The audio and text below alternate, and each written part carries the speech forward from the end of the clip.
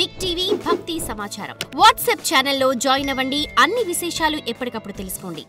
అందరికీ నమస్కారం. Welcome to భక్తి టీవీ. ఎన్నో ఆధ్యాత్మిక ప్రశ్నలకు సమాధానం చెప్పడానికి ఇప్పుడు మనతో పాటు ఐకానిక్ ఆస్ట్రాలజర్ గట్టుపల్లి సురేష్ బాబు గారు మనతో పాటు ఉన్నారు. వారితో మాట్లాడదాం.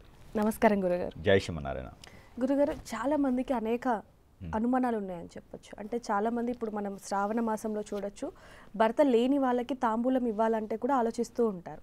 అయితే ఇప్పుడు కృష్ణాష్టమి కావచ్చు, లేకపోతే వినాయక చవితి, ఈ పూజలు ఏవైతే చేస్తూ ఉంటారో దాంట్లో భర్త లేని వాళ్ళు పార్టిసిపేట్ చేయొచ్చా, ఆ పూజలో భాగంగా కూర్చోవచ్చా అనే ప్రశ్న ఎక్కువగా వస్తున్నాయని చెప్పొచ్చు. దానికి సంబంధించి మీరు ఏం సమాధానం ఇస్తారు? అంటే మీరు అడిగినటువంటి అసలు క్వశ్చన్ నాకు పూర్తిగా అర్థం అవ్వలేదు. భర్త లేని వారు అంటే భర్త వేరే దేశాల్లో ఉన్నవారా? భర్త చనిపోయిన వాళ్ళు, స్వర్గస్థులైన వాళ్ళు, ఎవరైతే ఇప్పుడు అంటే భర్త లేని వాళ్ళు ఎవరైతే ఉంటారో వాళ్ళు ఏ పూజలో పాల్గొనాలి, అసలు ఈ పూజలు చేయొచ్చా అనే ప్రశ్నకి మీరు ఏం సమాధానం ఇస్తారు? అంటే ఎలాంటి పూజలు చేయొచ్చా అని అంటున్నారు? వినాయక చవితి కావచ్చు, కృష్ణాష్టమి కావచ్చు, లేకపోతే లక్ష్మీ వ్రతం కావచ్చు, ఇవేనా? అవునండి. ఓకే, చేయొచ్చండి. ఎలాంటి పూజ అయినా సరే పవిత్రంగా చేసుకోవచ్చు. మనము పవిత్రంగా ఉంటే చాలు. పవిత్రంగా అంటే అన్నీ అష్టదిబ్బందం చేసుకొని కాదు. పూజ చేసే రోజున స్నానం ఆచరించి, ఉతికినటువంటి వస్త్రాలు ధరించి, ఆ విధంగా ఇల్లంతా శుద్ధి చేసుకొని ఏ పూజ అయినా చేసుకునేదానికి చేసుకోవచ్చు. వ్రతం చేసుకోవచ్చు, పూజ చేసుకోవచ్చు, హోమం చేసుకోవచ్చు. యజ్ఞం మాత్రం చేయడానికి లేదు. ఓకే. యజ్ఞం అనేది లోక కళ్యాణార్థం కోసం చేస్తారు. యజ్ఞం అనేది భార్యాభర్తలు ఇద్దరు చేసేది కాబట్టి యజ్ఞం ఒకటి మాత్రం చేయకూడదు. వేరే అన్నీ కూడా చేసుకోవచ్చు. వ్రతం నోచుకోవచ్చు, పూజ చేసుకోవచ్చు, హోమం చేసుకోవచ్చు, ఇంకా ఏదైనా కావాలంటే చేసుకోవచ్చు. ఈ విధం అయితే ఉంటుంది. భర్తకి పూజకి సంబంధం లేదు. పుట్టుకతో వచ్చేది సనాతన ధర్మంలోని యుగం. పుట్టుకతో వచ్చేది పూజ చేసేటువంటి విధానం. ఎవరైనా ఎలాగైనా పూజించుకోవచ్చు, వారికి నచ్చిన విధంగా పూజించుకోవచ్చు. కాకపోతే ఆ పూజించేటువంటి విధానం ఇంకొకరికి ఇబ్బంది కలిగించకుండా ఉంటే చాలు. అలా రకంగా ఎక్కడైనా పూజించుకోవచ్చు, ఎలాంటి వారైనా పూజించుకోవచ్చు. దానికి ఎటువంటి సందేశం లేదు, సందర్భం లేదు, ఆచరణ లేదు. అయితే గురుగారు, మనం మొన్నటి వరకు వరలక్ష్మి వ్రతాలు చూసాం మనం. అయితే వాళ్ళు ఎదురొచ్చినా, భర్త లేని వాళ్ళు ఎదురొచ్చినా, లేకపోతే పూజలో పాల్గొన్న అపపవిత్రం అంటూ కూడా కొన్ని మాటలు అంటూ ఉంటారు. వాళ్ళ మనసును కూడా బాధ పెడుతూ ఉంటారు. వాటికి సంబంధించి ఏం చెప్తారు? ఖచ్చితంగా ఈ విషయం గురించి ఏదో మాట్లాడాలి. అయితే ఎదురు రావడం అనేది ఉంటుంది. ఒక్కొక్క నక్షత్రాన్ని బట్టేసి, ఒక్కొక్క రాశిని బట్టేసి, ఒక్కొక్కరు పుట్టినటువంటి గడియలను బట్టేసి ఎదురు రావడం కానీ, అది మాట్లాడటం కానీ, కళ్ళతో చూడటం కానీ చెడు ఉంటుంది, కాదని నేను అనలేదు. కానీ ఇప్పుడు కొన్ని మతాలను తీసుకురావాలి ఇక్కడ. ఇప్పుడు ముస్లిమ్స్ ఉంటారు. ముస్లిమ్స్ ఏం చేస్తారంటే భర్త ఉన్నారా లేదా అనేది పక్కన పెట్టండి, వాళ్ళు బుర్కా వేసుకుంటారు. బుర్కా వేసుకొని మనం వెళ్తూ ఉంటాం, ఎదురొస్తారు. ఎలా కనిపెడతారు మీరు? తెలీదు మనకి. ఇప్పుడు భర్త ఉన్నారా లేదా తెలియాలంటే మన దగ్గర ఏంటంటే 5 రకాలుగా ఉంటుంది. బొట్టు ఉంటుంది, కాటుకుంటుంది, లేకపోతే గాజులు ఉంటాయి, మెట్టెలు ఉంటాయి, ఇన్ని రకాలు కనిపిస్తాయి. కాబట్టి మనం చెప్పగలుగుతున్నాం, ఇతనికి ఈవిడికి భర్త ఉన్నాడు, మనం ఎదురెళ్ళొచ్చు. ఈవిడికి భర్త లేరు, మనం పక్కకి వెళ్ళాలి, మనం గమనించుకుంటాం. కానీ వారికి భర్త లేరు, మనకి ఎదురయ్యారు, ఏంటి పరిస్థితి? దీనికి సమాధానం లేదా? అంటే హిందువుల్లో భర్త లేకపోతే మాత్రమే క్వాలిఫికేషనా? ముస్లిమ్స్లో భర్త లేకపోతే క్వాలిఫికేషన్ లేదా? అలా క్రిస్టియన్స్ కూడా మనం చూడొచ్చు గురుగారు. అందులో ఒక హిందూ, ఒక క్రిస్టియన్, ముస్లిం అని కాదండి, చాలా మతాల్లోనూ ఈ ఆచారం అనేది ఉండదు. భర్త లేని వారు, భర్త ఉన్నవారు ఒకేలా ఉంటున్నారు. ఈ రోజుల్లో అయితే ఇంకా మోడర్న్ జనరేషన్లో అయితే ఎప్పుడు పెళ్ళేందో తెలియట్లేదు, ఎప్పుడు ఏమవుతుందో తెలియదు. అసలు మెట్టెలు కాదు కదా, పుస్తలు కూడా, బొట్టు కూడా మనం చూడని పరిస్థితి ఇప్పుడు అది వేరే సబ్జెక్ట్. బట్ ఇలా ఉంటున్నారు. మరి వాళ్ళని ఎలా క్యాలిక్యులేషన్ చేస్తాం ఈరోజు? అదే, ఇది మన ధర్మం చెప్పలేదు, మనకి న్యాయం చెప్పలేదు, మనకి ఏ పురాణాల్లోనూ ఏ గ్రంథాల్లోనూ లేదు. ఇది వీళ్ళు సృష్టించుకున్నటువంటి ధర్మం ఇదంతా. వీరు ఈ గురువులు, ఈ పీఠాధిపతులు, వీళ్ళంతా కూడా రోజుకి ఏదో ఒక టాపిక్ కావాలి కాబట్టి ఒక్కొక్కటి క్రియేట్ చేస్తూ ఉంటారు. మొన్న మధ్యన కొన్ని ప్రాంతాల్లో అయితే ఏంటంటే ఆషాఢ మాసంలో కొడుకు పుట్టిన వాళ్ళకి నెత్తిన కొబ్బరికాయ కొట్టాలనో, లేకపోతే సంథింగ్ కొబ్బరికాయ దానం ఇవ్వాలనో ఒకటి సృష్టించారు. మరి అది ఎందుకు సృష్టించారనేది నాకు ఇప్పటివరకు అర్థం కాలేదు. కొబ్బరికాయ కొట్టాలి, అది ఎందుకు చేస్తున్నారనేది నాకు తెలియట్లేదు. సో ఇలాంటివన్నీ ఏంటంటే పబ్లిసిటీ పొందడానికి చేసే తప్పితే ఎక్కడో దగ్గర గ్రూప్గా వచ్చేసి వాదనలు పెట్టుకొని ఏదో ఒక చిన్న సబ్జెక్ట్ మీద గొడవలు పెట్టుకొని అక్కడ ఏదో క్రియేట్ చేసాం అని ఒక 10 మంది నమ్మేస్తారు. ఆ 10 మంది ఏంటంటే వాళ్ళు దాంట్లో మూర్ఖులో మొండోళ్ళో లేకపోతే ఇలాంటి సెంటిమెంట్ చూసేవాళ్ళు ఉంటే నిజంగానే వారికి ఏదైనా పని అవ్వకపోతే అవును నిజమే ఆవిడ ఎదురొచ్చింది నాకు పని అవ్వలేదు అని చెప్పేసి ఉండే విధంగా తప్పితే వేరే విధంగా లేదు. పెళ్ళి అయిన వారు ఎదురొచ్చినా కూడా ఒక్కోసారి కలిసి రాదు, మరి దాన్ని ఏమంటారు? అవునండి. ఇదంతా కూడా మనం ఎంచుకునేటువంటి దానిలో ఉంటుంది. నా జాతకం బాగుందంటే నాకు ఏది ఎదురొచ్చినా నేను అనుకునే అవుతాయి. నా జాతకం ఈరోజు బాగలేదు అంటే అనుకోకుండా ఆటోమేటిక్గా తగిలిన దానికి మళ్ళీ తగులుతూ ఉంటాయి. అంతమించి ఎవరు ఎదురొచ్చారు, ఎవరు ఏమవుతుంది, బ్లడ్ ఎదురు రాకూడదు, పిల్లి ఎదురు రాకూడదు, ఇవన్నీ ఏం లేదండి. శుభకార్యానికి వెళ్ళినప్పుడు పిల్లి ఎందుకు ఎదురు రాకూడదు అంటే పిల్లి మైండ్ సెట్ ఒకేలా ఉండదు. పిల్లి పిల్లలు పుట్టగానే 7 ఇళ్ళు మారుతుంది, ఒకే దగ్గర కూర్చొని తినదు. అవును, అందుకని చెప్పేసి మైండ్ సెట్ సరిగా ఉండదు కాబట్టి పెళ్లి చేసుకునే విషయం కలకాలం ఉండాలి కాబట్టి ఆ పిల్లి ఎదురు రాకూడదు అంటారు. అంతమించి వేరే లేదు.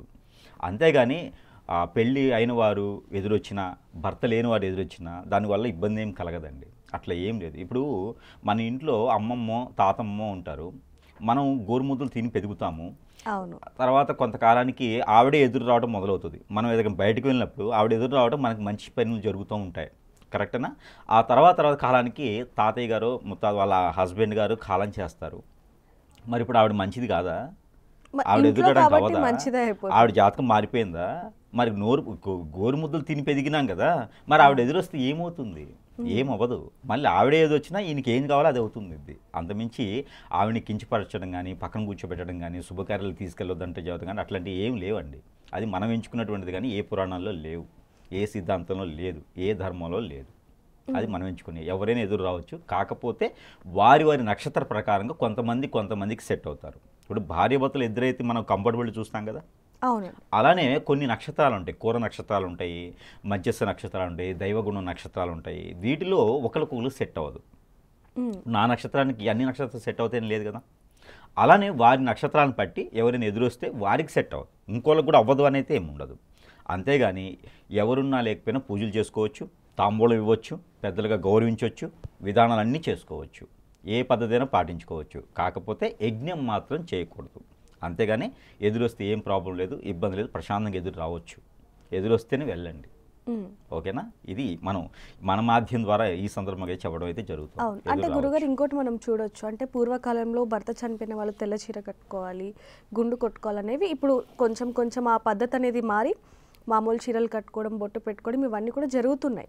అయితే వాటికి సంబంధించి కూడా ఆడవాళ్ళు అసలు బొట్టు పెట్టుకోకూడదు, రంగురంగుల చీరలు కట్టుకోకూడదు అనే వాటి గురించి మీరేం చెప్తారు?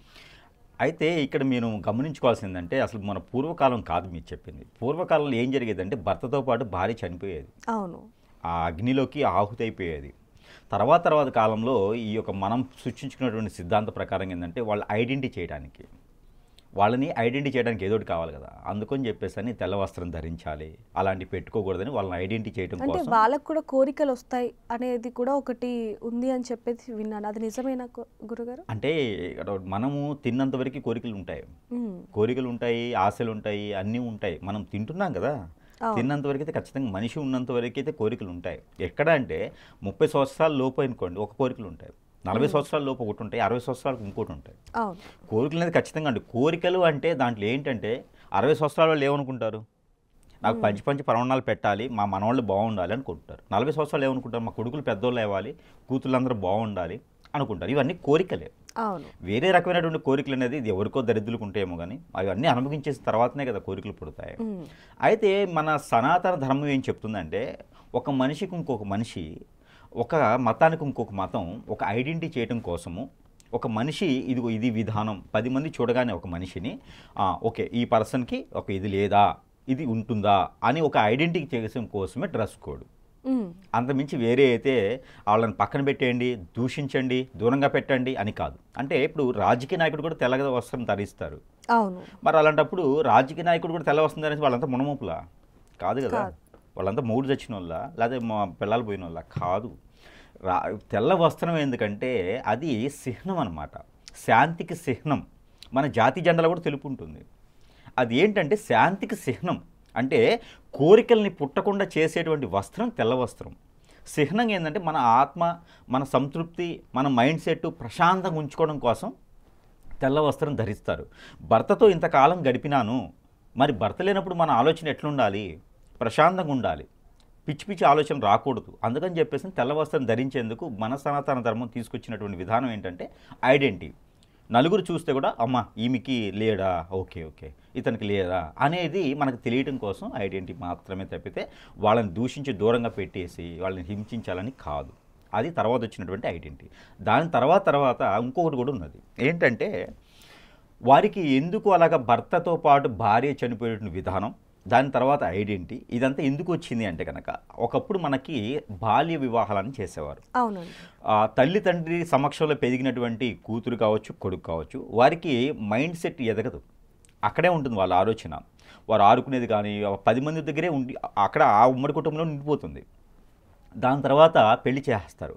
పెళ్లి చేయగానే ఏం గుర్తు వస్తుందంటే లేస్తే భర్త, లేస్తే భార్య, లేదా వాళ్ళమ్మ వీళ్ళ నాన్న, ఏవే ఉంటాయి, కుటుంబం తప్ప ఇంకా బయట సమాజం గురించి ఏం తెలుసుకునేదానికి ఉండదు.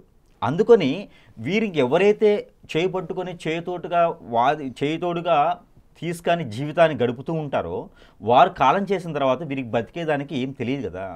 ఇబ్బంది పడకుండా ఉండేందుకు భార్యకి అలాగా చేస్తారు, భర్తకైనా అలాగా ముడి కట్టేసి పంపించేస్తారు. ఈరోజు వీళ్ళు ఏమవుతుందంటే 30 సంవత్సరాలు లేకుండా పెళ్లి చేసుకునే విధానాలు అయితే ఈరోజు లేవు. 11 ఏళ్ళు 12 ఏళ్ళకే వాడికి విధానం అర్థమవుతుంది, ఎలా బ్రతకాలో తెలుస్తుంది, ఇండివిజువల్ లైఫ్ అనేది అర్థమవుతుంది వారికి. ఎలా బ్రతకాలో మనకు తెలుస్తుంది కాబట్టి, ఇంకొకరు తోడు లేకుండా మనం బ్రతకగలుగుతాం కాబట్టి ఈరోజు లైఫ్ అంతగా జనరేట్ అయిపోయింది. ఈ ఏఐ టెక్నాలజీ రావడం ద్వారా మనకి ఇంకొంచెం జనరేట్ అయిపోయి ఎవరి బతుకు వాళ్ళది అయిపోయింది కాబట్టి అలాంటి సిస్టమ్స్ అనేది దూరమైనవి. ఇవన్నీ మనం సృష్టించుకునే. అక్కడ కాలాన్ని బట్టి సిస్టమ్ చేంజ్ అయిపోద్ది, ఆటోమేటిక్గా రాజ్యాంగం మారిపోతున్నది. ఇది మనకి సనాతన ధర్మం చెప్పలేదు, మనకున్న పరిస్థితుల ప్రకారం మాత్రమే చేసుకోవాలి. అంతేగాని వేరే విధంగా ఇది ఇట్లానే ఉండాలి అనేది ఏం లేదు. అక్కడ పరిస్థితులు ఎలా ఉన్నాయి దాని విధంగా చేసుకుంటే సరిపోతుంది. నిజంగానే గురుగారు, భర్త లేని వాళ్ళని చులకనగా చూసేవారికైతే ఈ వీడియో చాలా చక్కటి వీడియో అవుతుంది. ధన్యవాదాలండి. For more videos like this, subscribe Big TV channel.